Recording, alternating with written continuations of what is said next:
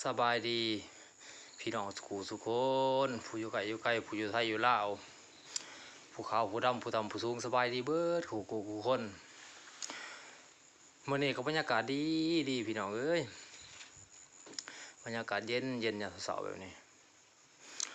คบกันมื้อนี้ก็ว่าคนใจก็สิมีเรื่องหนึ่งมาบอกให้ฟังเนาะเรื่อง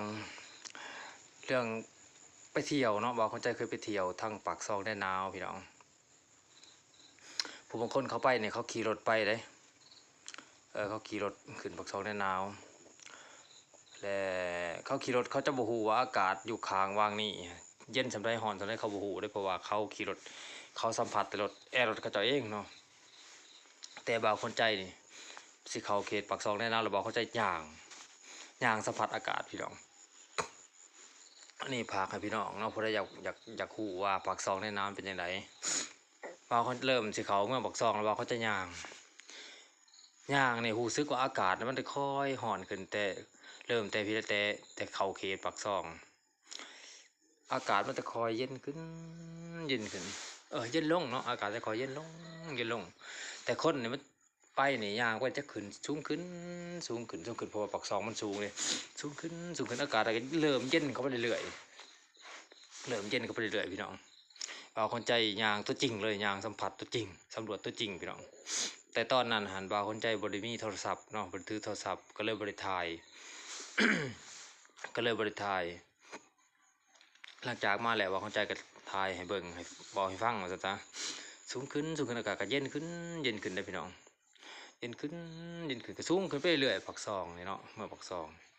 พอไปหอตัวเมืองปักซองปรับอากาศจะเริ่มเย็นจุดใจกลางจะเริ่มเย็นแห้งกลัวและก็ ความสูงก็สุดอยู่หันพี่น้องสุดอยู่ในตัวเมืองปากซองแล้วบัดลงไปทางอัตตปือบัดนี้พอเข้าใจกันย่างลงไปอีกเริ่มย่างลงไปอากาศก็แถวบริเวณตอนนั้นก็ยังสิพอทำเก่าเนาะใกล้สิออกวิทย์เขตปากซองแน่นาวอากาศจะเริ่มร้อนมาก แล้วก็สถานที่หรือว่าที่ตั้งเนาะหรือว่าที่ดินเท่านั้นก็ตามลงเขาย่างลงไปเรื่อยอากาศก็เริ่มร้อนขึ้นอันนี้บอกให้ฟังเนาะก็ผู้บางคนก็สิบ่ฮู้ว่าปากซองแน่นอนเป็นจังได ดินนี่ก็มันเป็นสีคล้ายๆคือสีเหลืองเนาะจะคล้ายคือสีผาเนี่ยคู่จังซี่นะ สีสุกสีของไม้เหิมดินก็พี่น้องรู้สึกว่าโอ้ม่วนปากซองแน่นอนพี่น้องอุดมสมบูรณ์ ค่อยกระเงิดอยู่เลยอยู่สูงหักมีน้ำไหลเลยนะพี่น้องจ้องมาใส่น้ำเนาะปัดเขตเท่าปัดต่ำคือน้ำคือบ่ไหลอันนี้น้ำไหลตลอดแรงตลอดพ้นเลยนะ น้ำไว้น้ำห้องจะไหลเลยอันนี้คือบ่าวคนใจไปเที่ยวปากซองแน่นาวเนาะผู้ใดบ่ท่านเคยหูเห็นกะฟังบ่าวคนใจเว้ากะสำได้ไปเนาะ สำได้ไปแหละอุดมสมบูรณ์พี่น้องอากาศเย็นถ้าผู้ใดมักอากาศเย็นสู่อากาศร้อนอยู่อากาศร้อนบ่ได้ไปหาเอาลูกกับเมียอยู่ทางปากซองแน่นาวเด้อพี่น้องเด้อ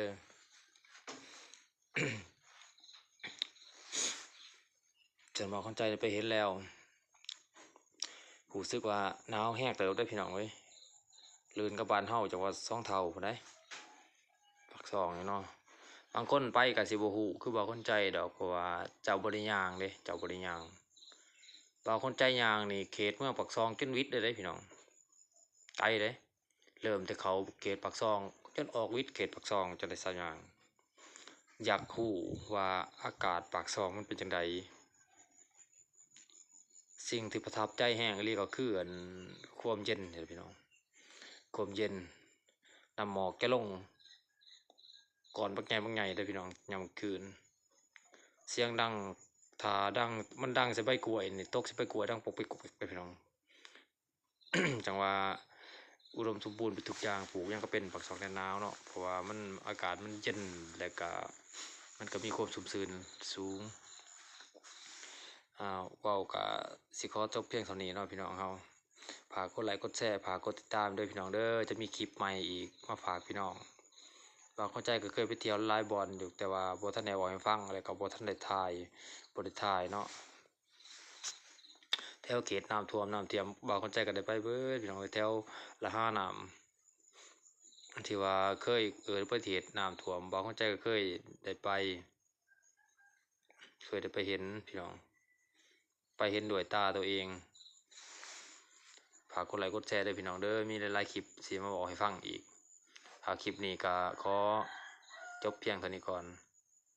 ขอขอบใจนะผู้ติดตามขอขอบใจนะผู้เขาเบิ่งเขาส้มเนาะ